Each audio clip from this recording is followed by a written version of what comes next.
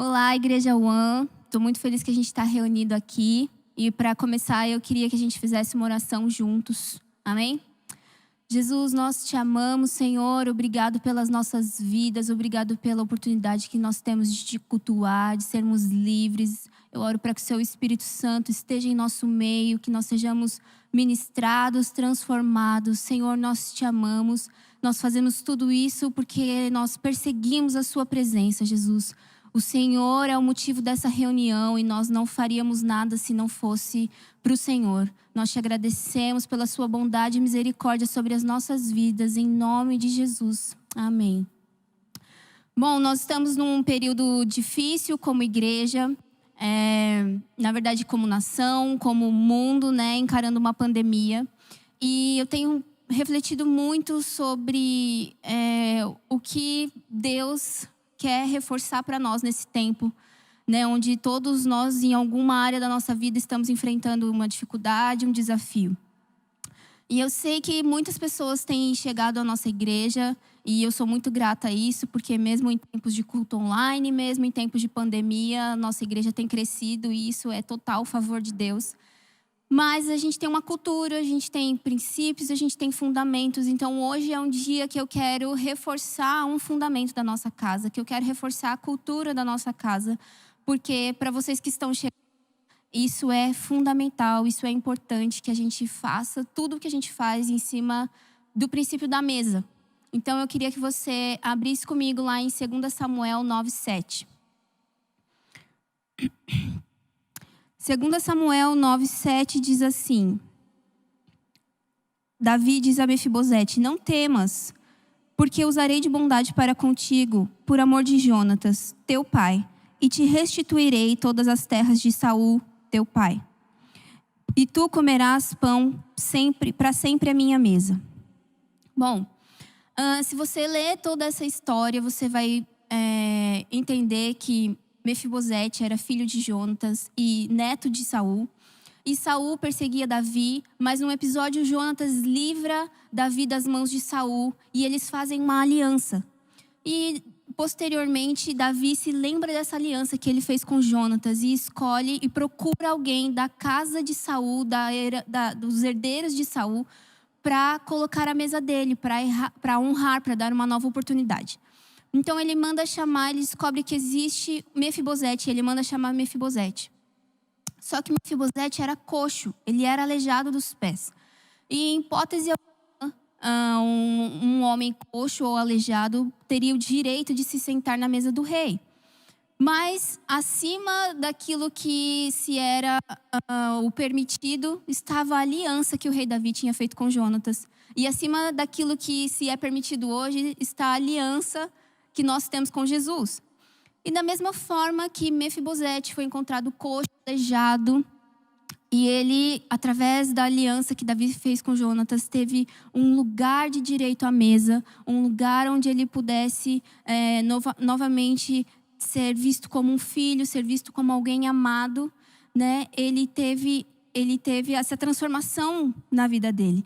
E nós, muitas vezes, na verdade, quando Cristo nos encontrou, provavelmente você estava na mesma situação que eu, defasado em alguma área da sua vida, assim como Mefibosete.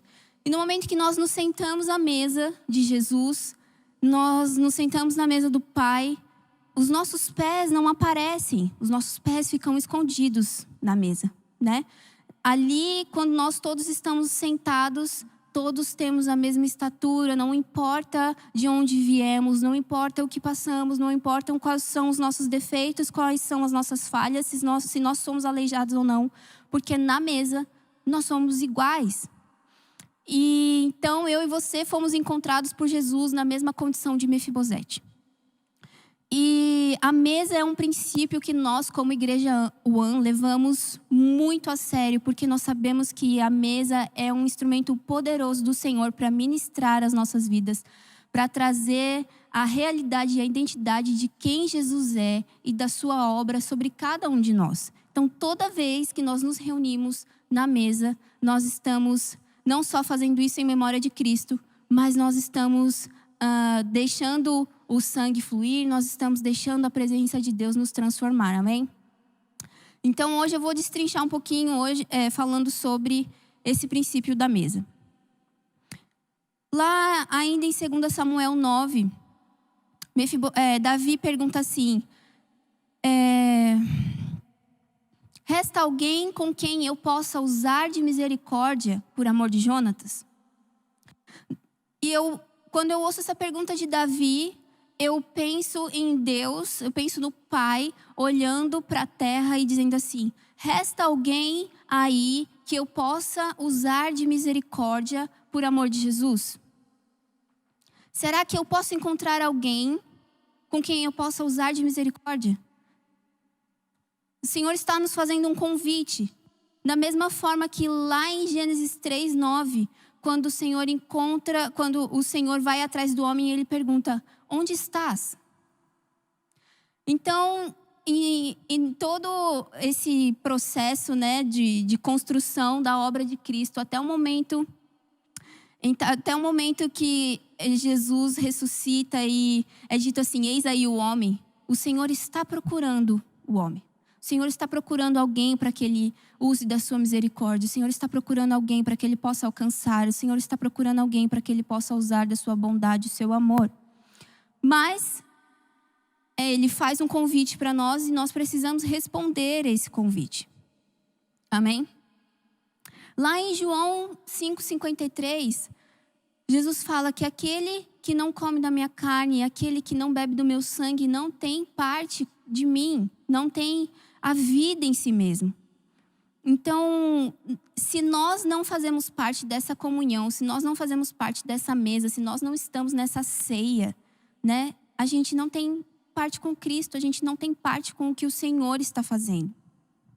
Então, não é só sobre eu ser encontrado por Cristo, levantar a minha mão e dizer: eu te aceito, Jesus.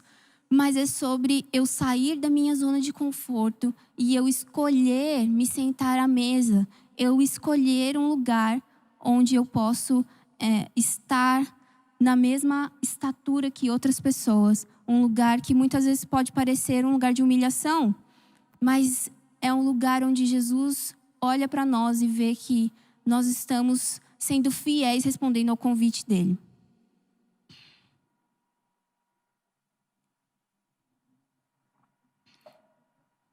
Então, lá no caminho de Emaús, os discípulos encontram com Jesus e eles não reconhecem Jesus porque Jesus estava ressurreto.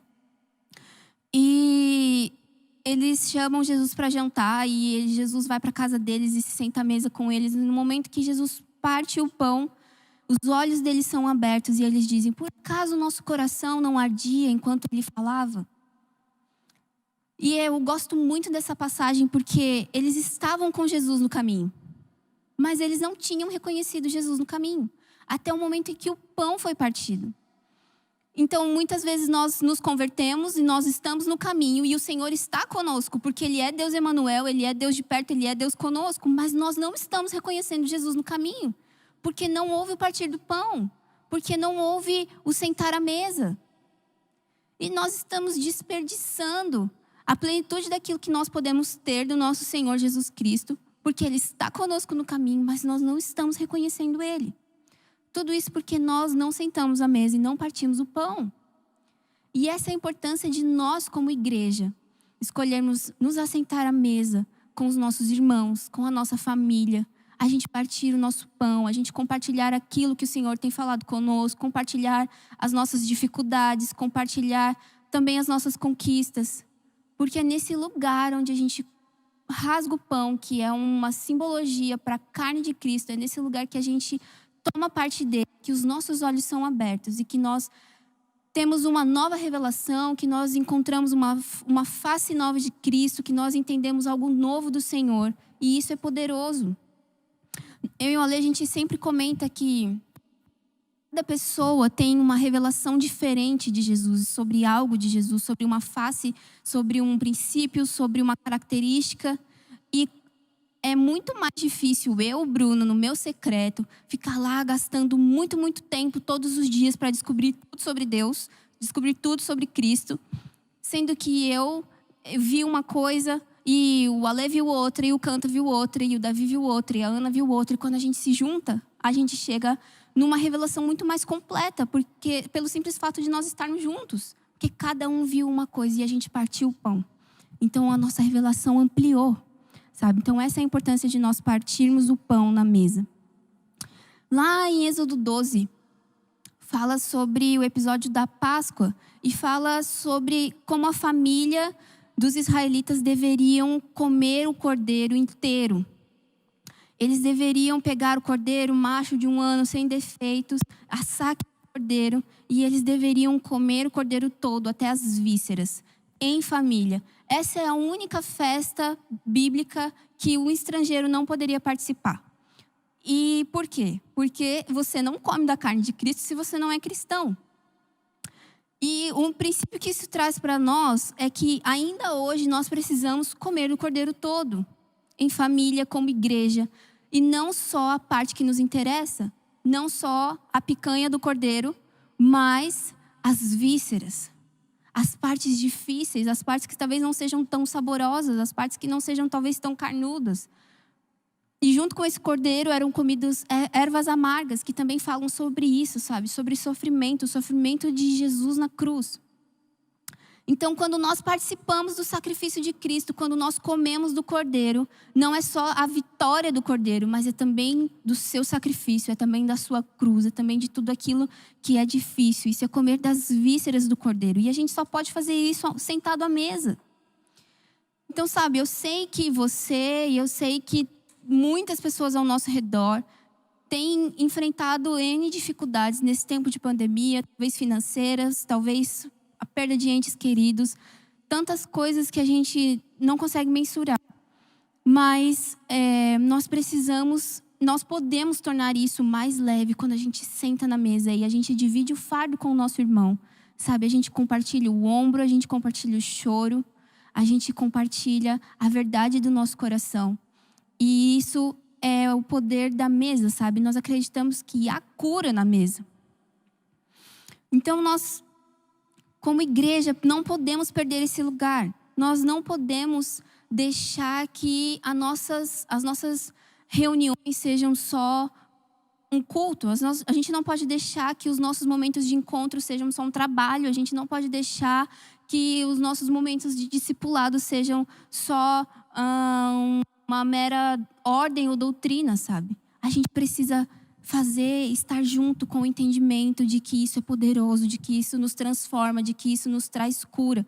Quando nós estamos na mesa, e falando de forma natural, sabe? Quando você está na mesa com a sua família, com os seus pais, muitas vezes a mesa é um lugar de nós alinharmos o nosso coração. Muitas vezes é o lugar que nós vamos colocar as nossas diferenças, que nós vamos dizer que discordamos com alguma coisa, mas a gente vai conversar e a gente vai chegar num denominador comum.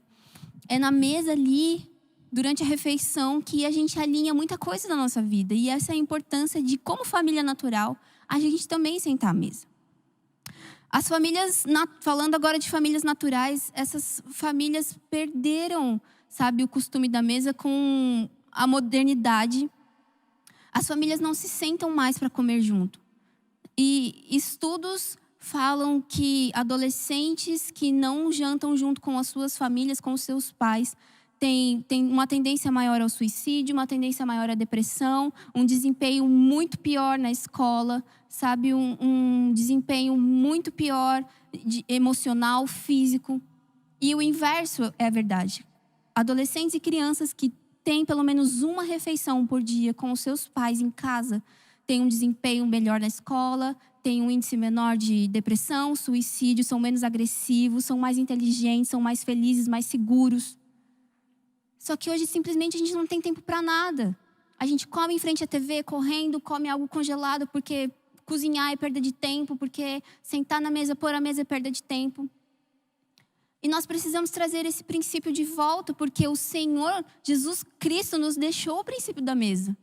Quantas vezes ele se sentou com os discípulos, com prostitutas, com fariseus? Quantas vezes ele se sentou e partilhou o pão com eles?